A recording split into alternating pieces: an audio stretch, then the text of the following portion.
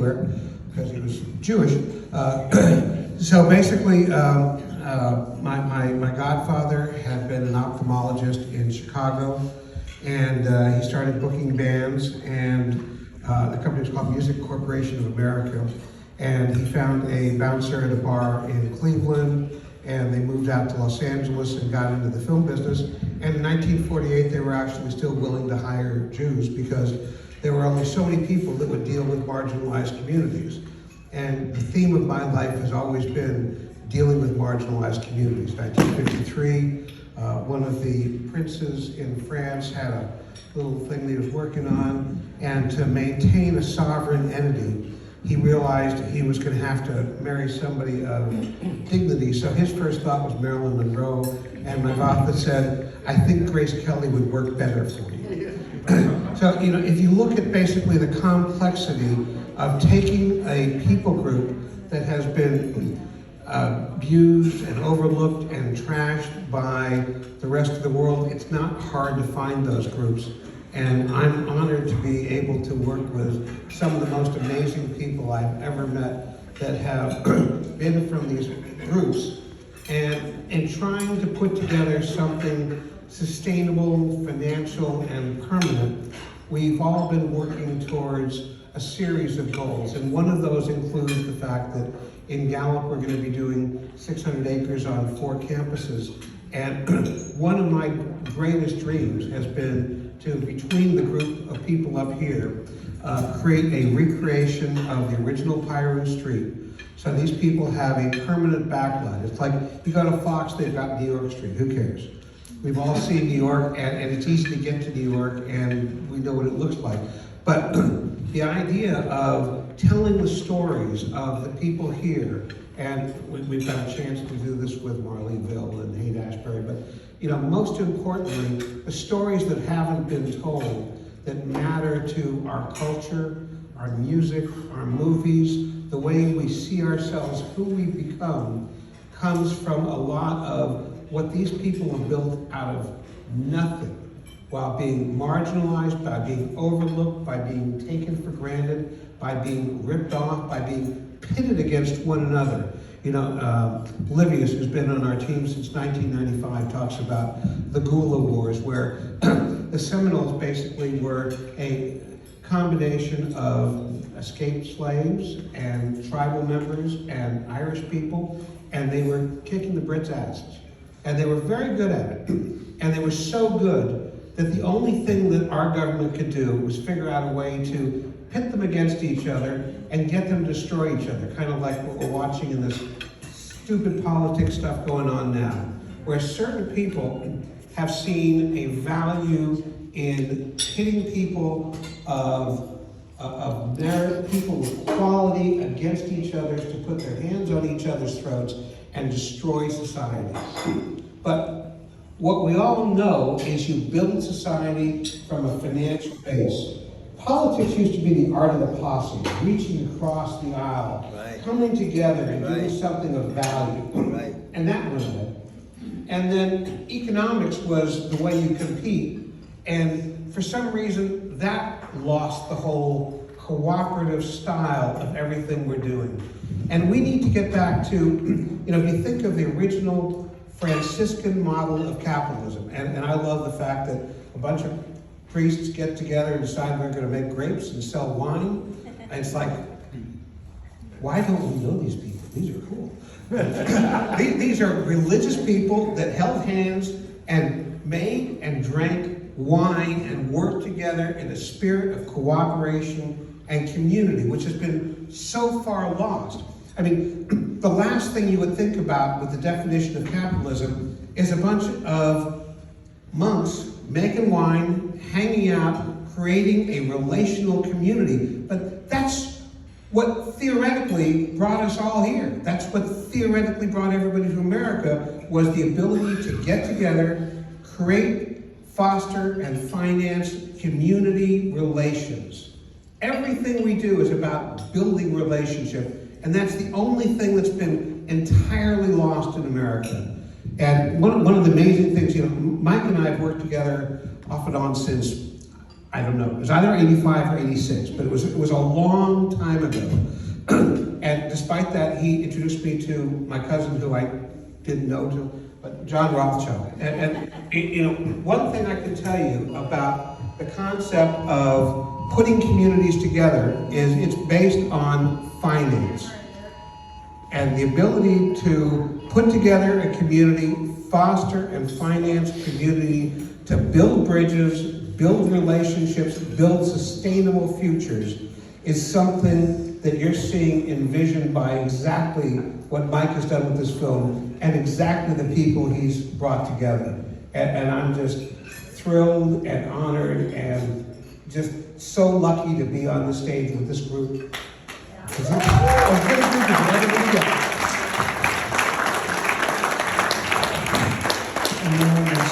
hear from the star of the show, Joe Collins. Joe Collins, I followed him around for a year. He has given away more food to the inner cities than anybody I've ever known. And I was there handing out boxes of food with Joe, and he was the one that sponsored all of that. And so he took his campaign donations and decided that he was going to feed people at a time in COVID when people didn't have anything to eat. And we saw people driving up in Volvos and Mercedes because they lost their jobs and they didn't have anything and they were hungry.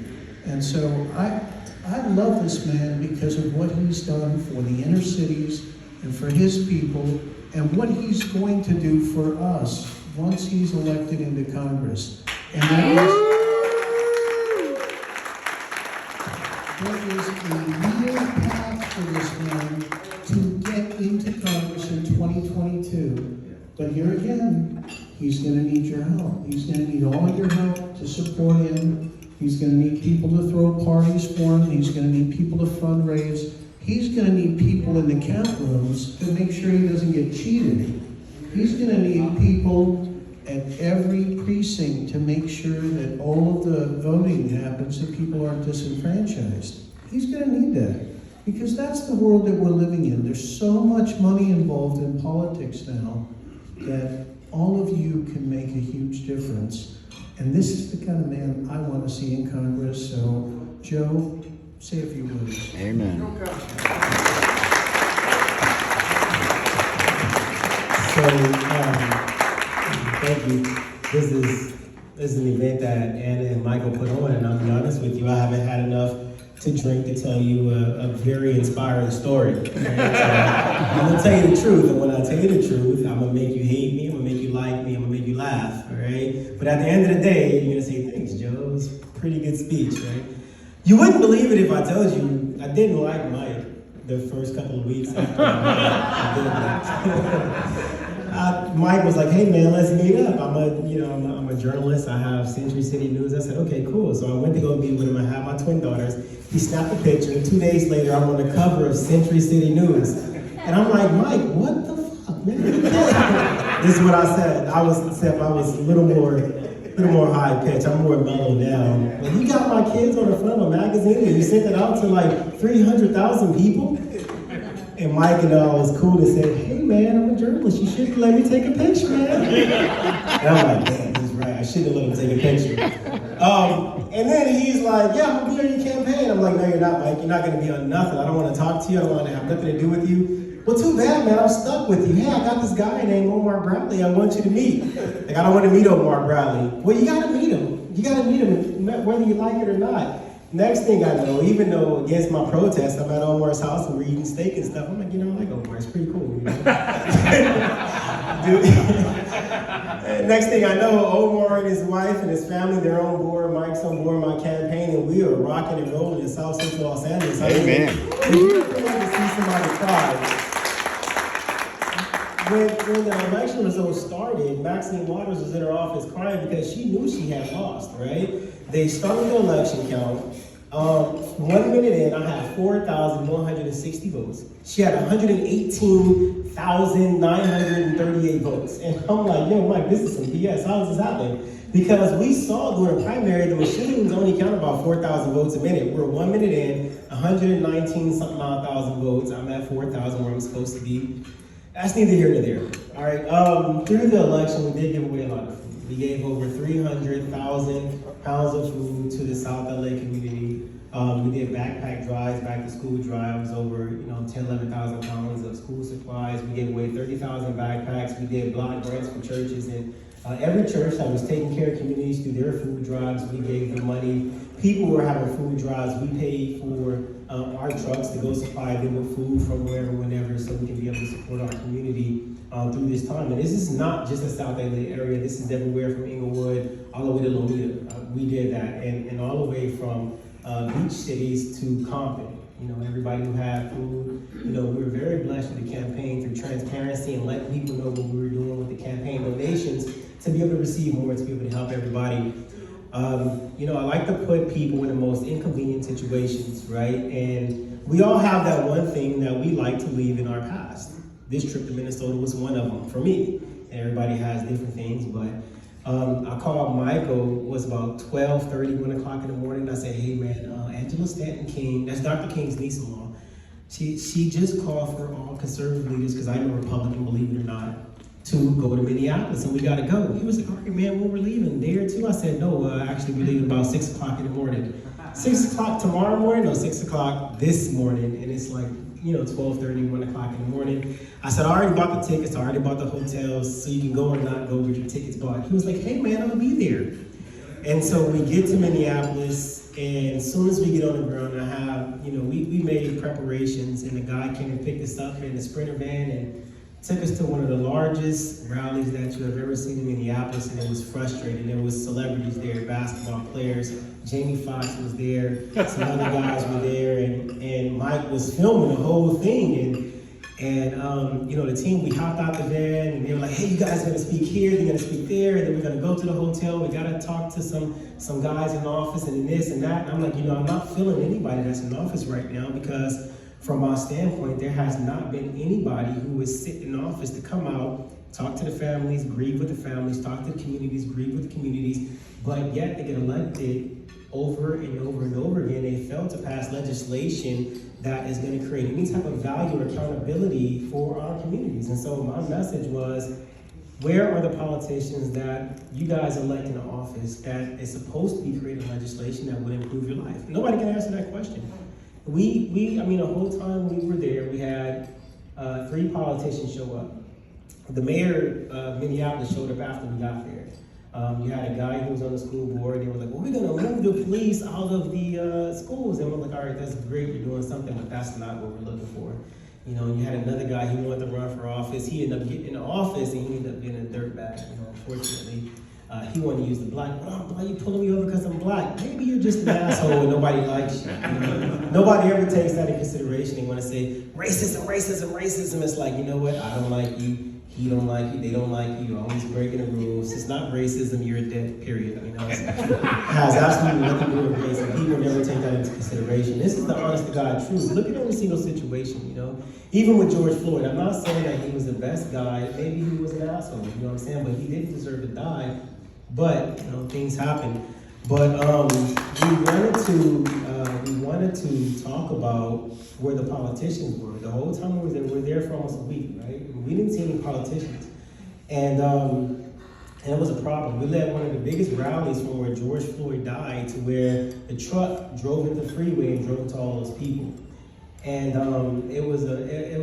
I'm not going to say it was traumatic, but it was very emotional being there, having to talk to a mayor of Woodbury, to talk to the mayor of Minneapolis, to talk to the attorney general, to talk to the governor, and all of these things that you don't see on film. I caught parts of it that was happening behind the scenes. And we were on the ground. We're like, all right, well, let's go out and we're going to see the violence. And it was a lot of stuff. These were coordinated efforts to burn down the city, just like the riots in '92. And if you were in LA in the '60s, those riots as well, it was the exact same thing. We were extremely instrumental in stopping the riots in Minneapolis. We left, the riot stopped.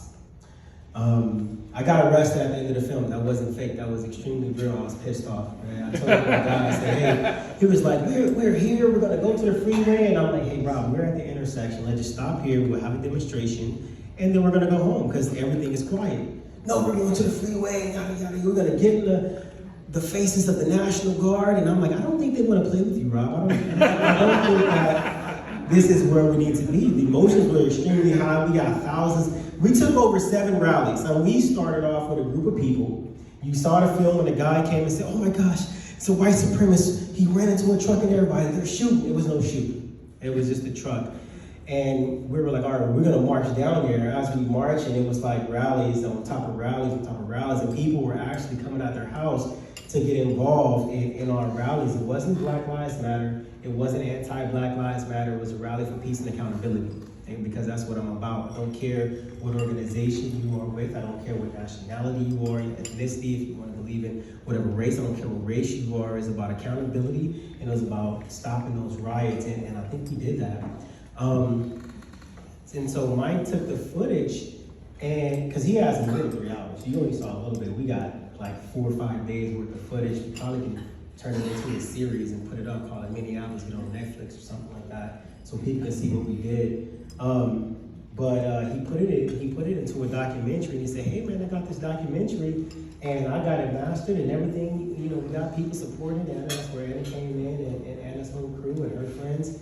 And I said, all right, great, I don't care, I don't even want to think about it. And he was like, no, but it's great, you gotta look at it. I said, Mike, I was there, I don't want to look at it, man, I got arrested, I was pissed off, you know? And he was like, no, but it's really good. I'm like, all right, fine. And so I watched it with him, and I'm like, I'm not impressed at all. Not that the film wasn't good, but I was there, you know? How, you can never describe how it feels to fight for a cause where everybody is behind you, and it's like, yeah, let's do it.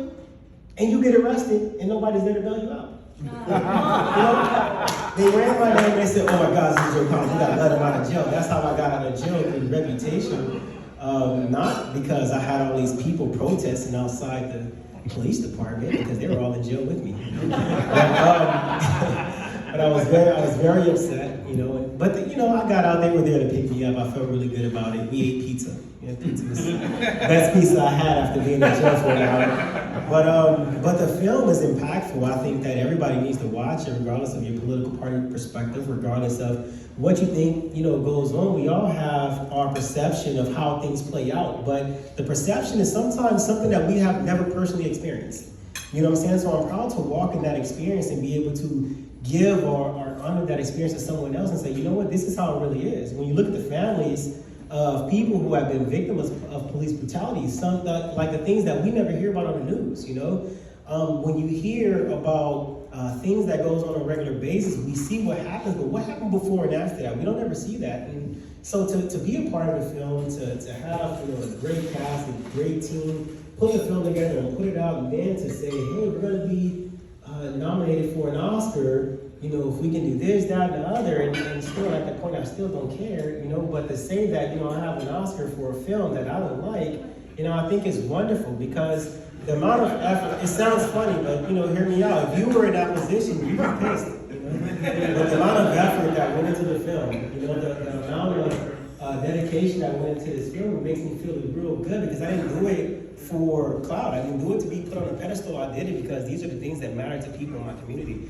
These are the things that matter to America. These are the things that matter not just to police officers, but for the communities that we look to put together to create some type of resolution on how we can move forward through community policing together.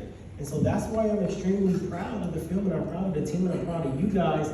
And I appreciate the effort that every single one of you have made to come out and watch the film, talk about the film, tell me how you feel about the film. It really makes me feel really, really good, and I thank you. Thank you so much.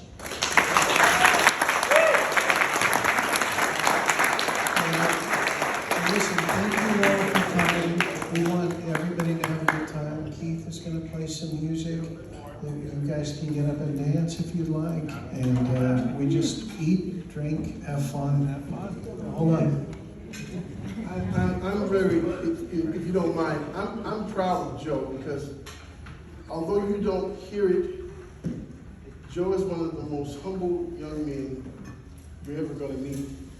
And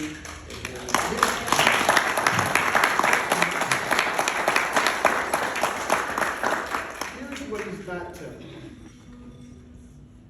When Mike brought Joe to me, I said, if you get 35,000 votes against Maxine Waters, She's not a shark, she's a whale in politics. You're going to be the winner. Joe got 80,000 votes.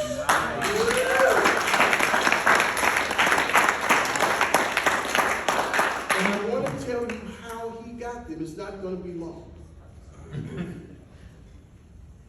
Joe hired every brown, black kid who wanted to learn the essence of political science, up to 150 kids from the black and Chicano neighborhoods. Yeah.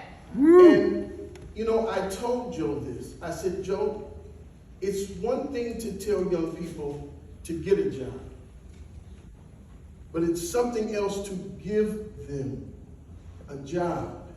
And believe it or not, there are 150 young people between the ages of about 16 and 18 years old who now understand the gravity of what a political campaign is about. What talking to people from a community that does not look like yours requires. Imagine kids from Compton in Rancho Palos Verdes. Imagine kids from South Central Los Angeles in Torrance and delivering a political statement that comes from their heart. That this is not a politician that talks about hiring young people. He hired us. We're working for him now. So, Joe, I just want to say to you from the bottom of my heart that I'm extremely proud of you. And we really should get behind this young man because he does not talk a good game. He plays it.